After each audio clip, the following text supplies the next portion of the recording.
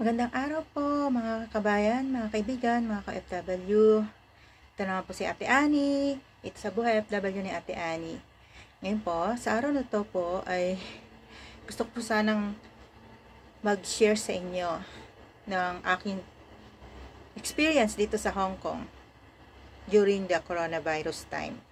Kasi po, minsan, syempre, nakakalungkot din yung lalo na sa Pilipinas, lalo sa panahon ngayon na nagkakaroon na rin ng maraming victims ng virus diyan sa Pilipinas, at saka yung nababalitaan kong mga news na nagpapanic buying mga tao, saka yung mga ibang tao nagkakaroon ng mga negative reactions ngayon.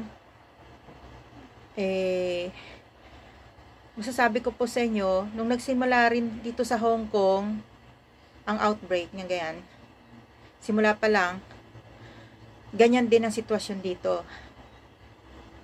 Kahit din kami na dito nakatira, na dito nag-work, ay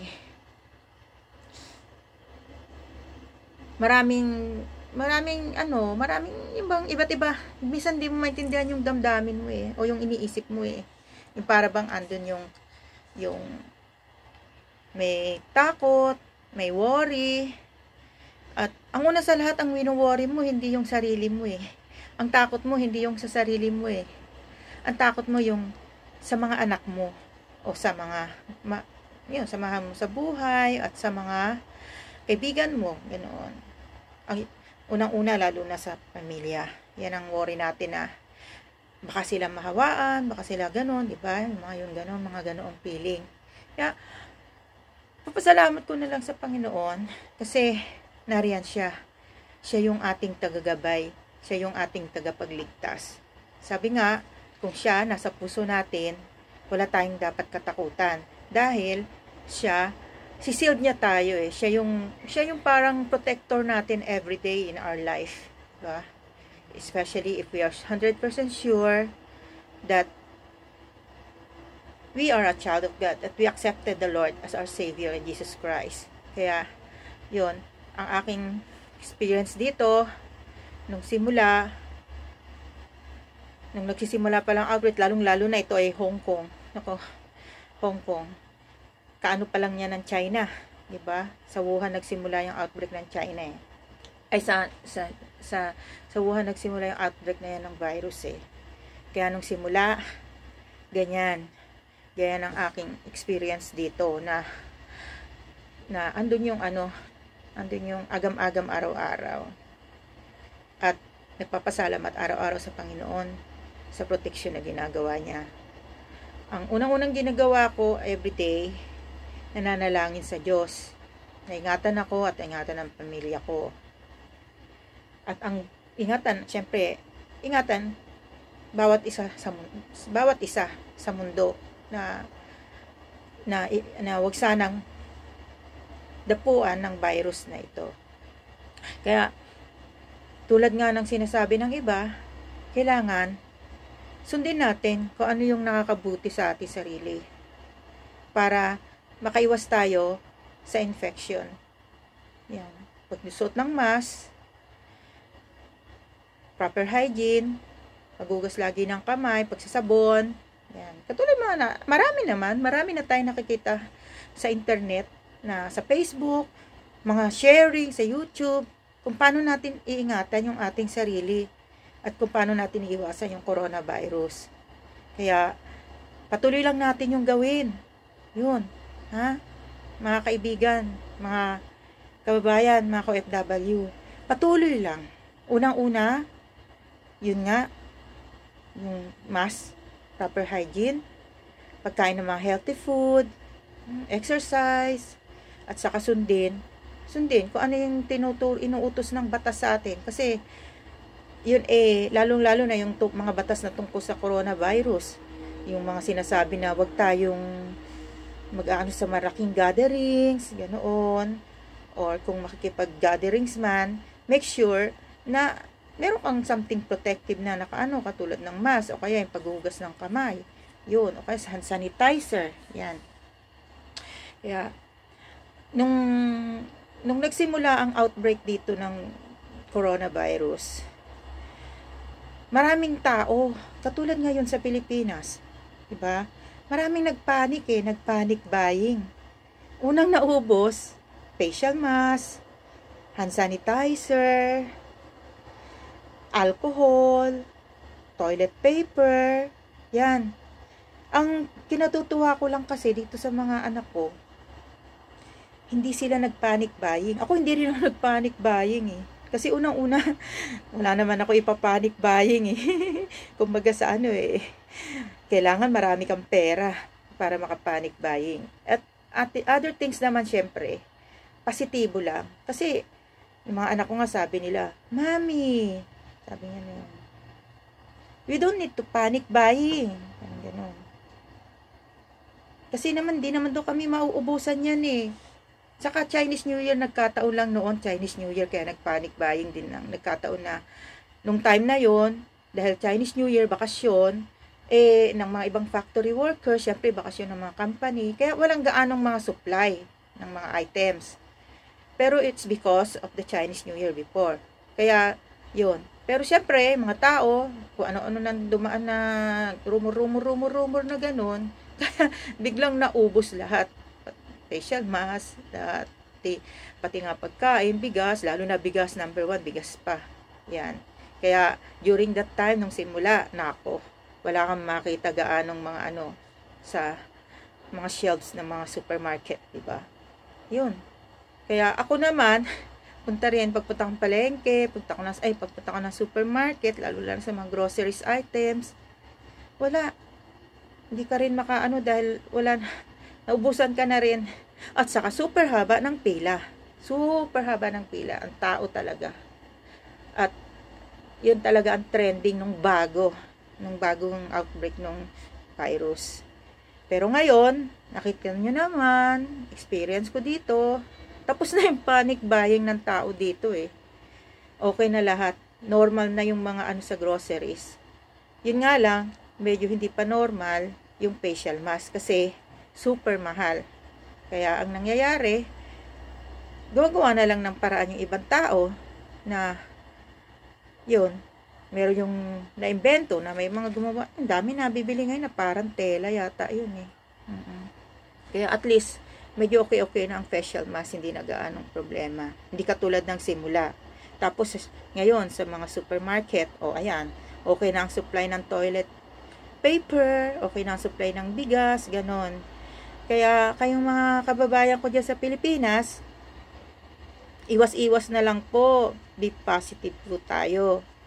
Huwag po tayong mag-panic buying kasi baka dun pa tayo magkasakit Lalo tayong magkakasakit sa nervyos dahil dun sa takot.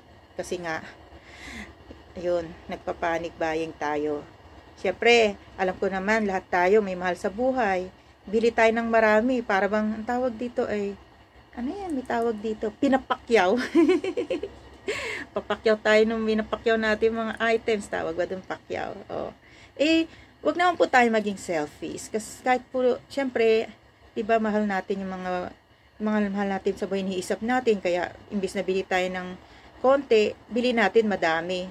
Pero, wag naman sobrang dami. Isipin din natin yung ibang tao. Kasi ibang tao, kailangan din nilang mabuhay. Or kailangan din nilang magamit yung mga kinakailangan ninyo. Kung gusto nyo mabuhay, gusto rin nila. Kung ayaw nilang magka-virus, ayaw din nila. Kaya, bigyan nyo naman po sila ng chance na makabili din. Iwas-iwas po sa panic buying. Kasi, siyempre, lahat po tayo may pangangailangan Ganoon. At saka, yun nga, everyday, laging happy, masaya. Tuwing umaga, awit tayo, ngiti tayo, at hindi tayo makashake hands sa kaibigan natin, hi, ganoon. At saka, katulad ko na lang,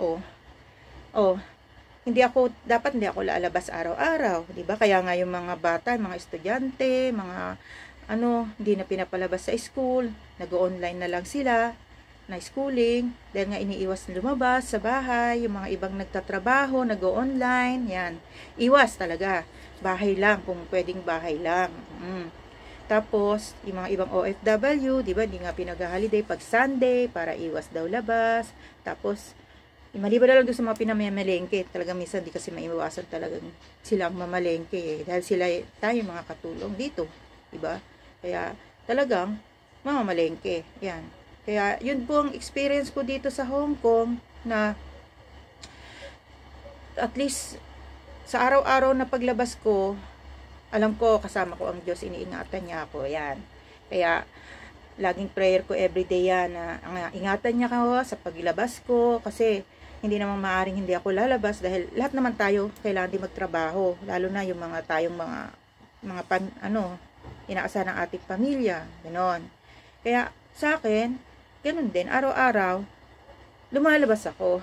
Iba't ibang pamilya ang pinupuntahan ko. Nililinis ko yung bahay nila, nililinis ko yung kubeta nila. Kaya ang ginagawa ko na lang, syempre nga, dahil may virus dito, isa to sa pinaka di ba na from Hong Kong ka, ban kami diyan, di ba, sa Pilipinas, dahil nga saka kami ay malapit sa China, ang mga nanggaling ng China dito dumadaan sa Hong Kong. Kaya dito, syempre marami ding yung tungkol dyan sa virus na yan. Isa kami sa number 1 na pinag-aanuhan ng outbreak na yan kasi malapit nga kami sa China. Yun. Kaya yun, pag nagtatrabaho, yun, nagpray kay Lord na ingatan at nagpapasalamat naman ako sa Panginoon kasi araw-araw akong lumalabas, pumunta sa iba't ibang bahay, naglilinis, iba't ibang pamilyang nasa kakasalamuha at patuloy pa rin yung trabaho kong yun. Ang mga pamilya ay nagtitiwala naman sa akin dahil sa katulad ngayon, usong-uso rin dito sa Hong Kong yung hindi tumatanggap ng bisita, yan. Kaya, dahil nga ingat-ingat yan sa virus na yan. Kaya yun, na-experience ko na ganoon na araw-araw laging positibo lang sa buhay. Positibo lang tayo, lalong-lalo na yung pananampalataya natin sa Diyos. Alam natin na ang Diyos ang mag-iingat sa atin. Kasi kung magiging negative tayo sa ating pag-iisip at sa ating attitude, lalo lang yun makakaapekto. Kumbaga sa hindi tayo mamamatay sa virus, kundi doon sa kaiisip, sa takot. Diba? Kaya importante magtulong-tulong tayo. Lalong-lalo na dyan sa Pilipinas. Tulong-tulong po, pakikisama, na makikooperate po tayo kung ano po yung dapat gawin. Kung kailangan po tayong magpa-isolate ng 14 days, di po ba yung pinasabi nila na quarantine na 14 days, o kung kailangan nating magpa-check up agad, kung may nararamdaman agad, ganoon. Hindi na yung antayin ng matagal. Kasi malalaan na pala, di ba? Kaya, yun lang po ang chika ko ngayon at ang masasabi ko. At eto, nandito pa rin ako sa Hong Kong. At until ngayon, nakakasurvive naman. Sa awa ng Panginoon. Lahat ng mga kaibigan, wala pa namang diba? At saka, huwag na natin antayin yun. Huwag antayin na, okay, wala pang na-epektuhan na Hindi, basta ganun, be positive lang. At saka, yung importante talaga. Kasi ako, first time ko rin na-experience ito na talagang ibang-iba, parang ibang-iba talaga ang panahon ngayon. Kung tutusin, tuwing umaga, pagising ko, talagang yung lalamunan ko, minsan dry na dry. Kaya, ang ginagawa ko, inom agad ako ng warm water, tapos inom ng maraming tubig, yan. At saka, kung dati, kumakain kami ng gulay, ng prutas, double ngayon. Dinadamihan na namin ang kain ng prutas at gulay. Diba? Para iwas-iwas sa infection na ganyan. Kaya, yun lang ang aking nasasabi. At, sa mga tawag dito, sa mga gustong mag-share sa inyong experience dito sa Hong Kong, iano nyo lang po dito sa aking Buhay OFW ni Ate Annie. Yan, kung ano yung gusto nyo i-share. Kaya, papasalamat po ako sa pakikinig nyo sa akin. At saka, yun po, sana may natutunan naman kayo sa mga nasabi ko. Lalong-lalo na yung mga kababayan ko dyan sa Pilipinas. Lalo na dyan sa Pasig. Ako nga, supposed to be, lilipad ako dyan sa Pasig.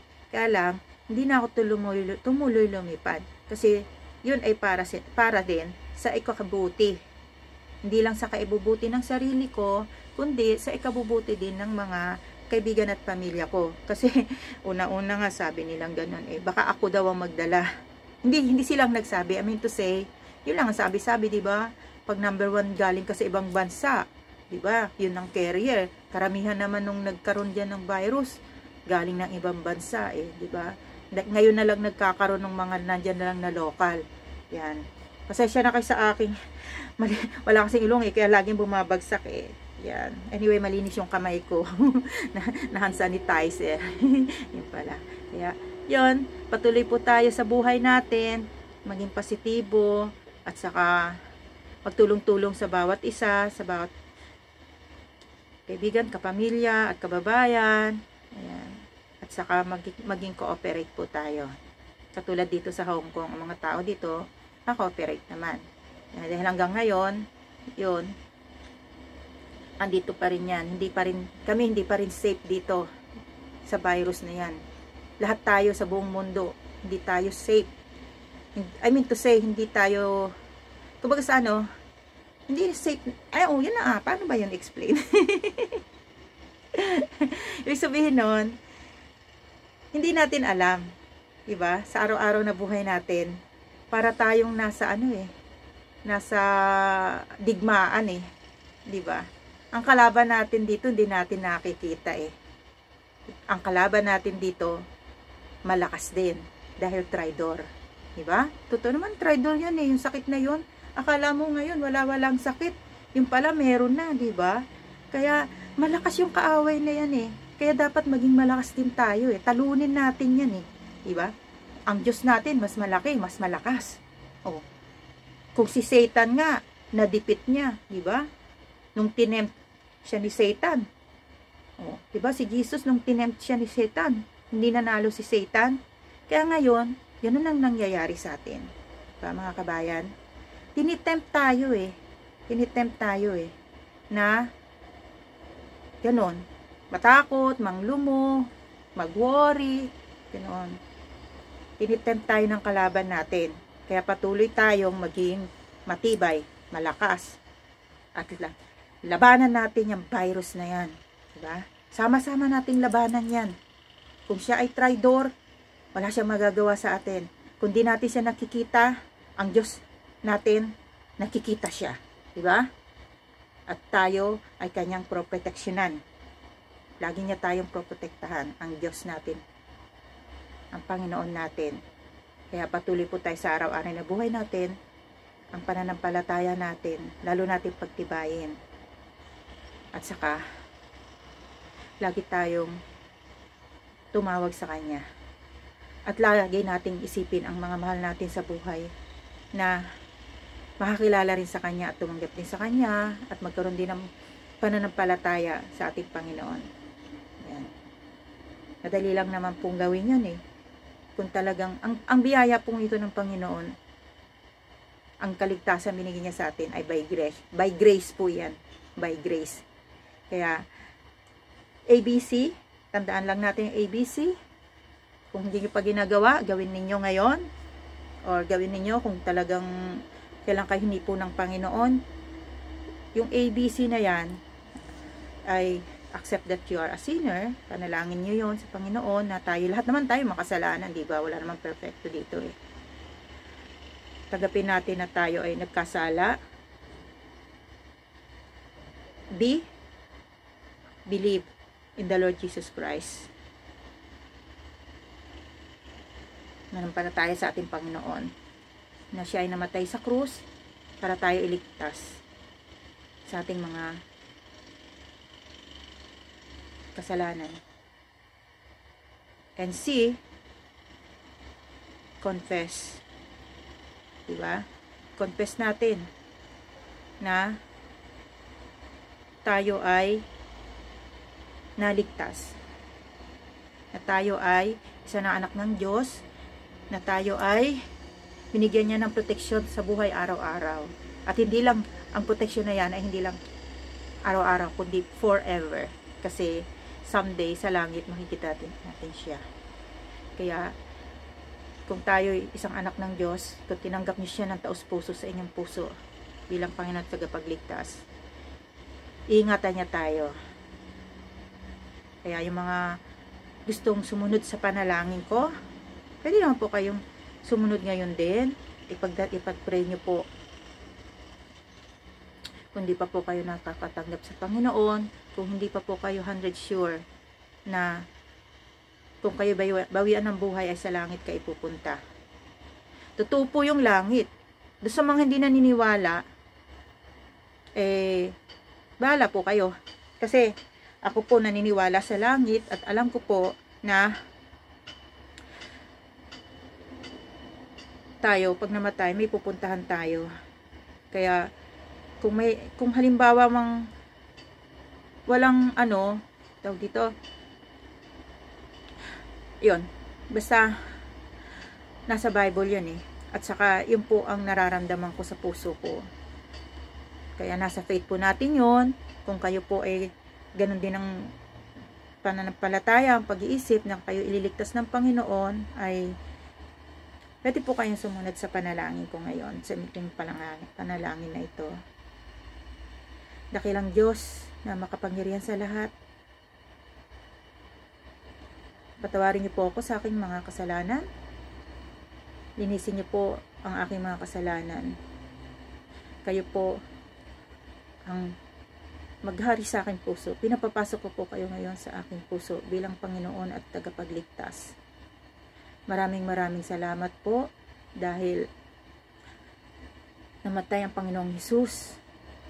Napako sa krus para iligtas ang isang makasalanan na katulad ko. Nagpapasalamat po ako sa Panginoon sa pagtanggap mo sa akin. Nagpapasalamat po ako sa iyo, Panginoon, sa buhay na walang hanggan na pinangako mo sa akin. At salamat, Panginoon, ikaw po ang aking Panginoon at tagapagligtas. Ikaw po ngayon ang maghari sa aking puso at maraming salamat po sa pagtanggap niyo sa akin bilang anak ng Diyos. Salamat po. At patuloy niyo po akong ingatan at gabayan sa araw-araw sa aking buhay. Ang lahat pong ito ay dalangin ko sa matamis na pangalan ng iyong anak na si Jesus. Amen. Kaya, yung mga sumunod po sa panalangin, yan. 100% sure po kayo. Importante po yung grow. Ibig sabihin ng grow, G, go to the church. R, read the Bible. O, obey the words of God. And W, witness to others. Diba? Kailangan natin i-share yun. Kasi, kung talagang tayo anak ng Diyos, hindi natin dapat sarilinin yung natutunan nating kaligtasan na binigay sa atin ng Panginoon. Dapat natin yung i-share sa mga mahal natin sa buhay at sa mga taong hindi pa nakakatanggap sa Kanya. Kasi, ang importante po talaga, 100 sure kayo na tinanggap niya ang Panginoon sa inyong puso at 100 sure kayo na alam niyo pag kayo'y binawian ng buhay, sa langit kayo pupunta. Lahat po tayo, hindi natin tayo makakaligtas sa kamatayan. Iba-iba nga lang po ang edad. Diba? Saka iba-iba lang po ang dahilan ng pagpanaw natin sa mundong ito. Kaya, yun po, masasabi ko sa inyo sa araw na ito, magandang araw, God loves you, at lagi po kayong hinihintay ng Panginoon, kumakatok po siya sa inyong puso. Doon sa mga hindi pa nakakatanggap. Doon sa mga nakakatanggap naman, sana po ay patuloy din kayong lumago at i-witness kung ano ang natanggap ninyong magandang balita ng Panginoon sa ibang tao. Kaya hanggang dito na lang po. Magandang araw at laging isipin na ang coronavirus, may katapat yan. Ang Panginoon. Yung faith natin. At syempre, kailangan din natin na mag-ingat. Proper hygiene. Yan. At nutritious food. Exercise. Okay? Hanggang dito na lang. Bye-bye.